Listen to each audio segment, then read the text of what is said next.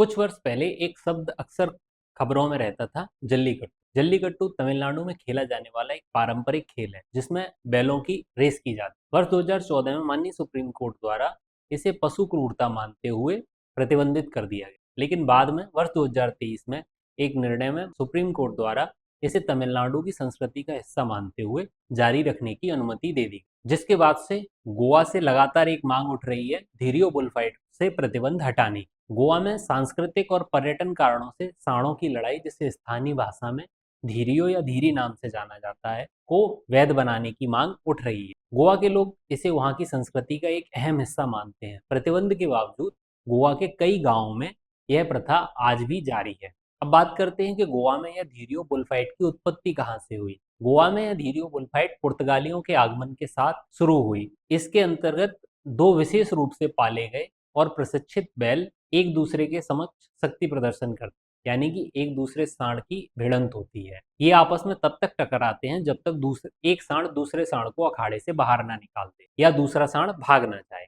इसके बाद यह मान लिया जाता है कि वह लड़ाई में हार गए। यह लड़ाई कुछ मिनट से लेकर कई घंटों तक चल सकती है। यह स्पेनिश बुल फाइटिंग से अलग है क्योंकि इसमें कोई मेटाडोर नहीं होता, साथ ही इसमें कोई अनुष्ठानिक हत्या शामिल नहीं होती। याद रहे, स्पेन में बुल फाइटिंग तब तक होती है जब तक किसी जानवर की मौत ना हो जाए।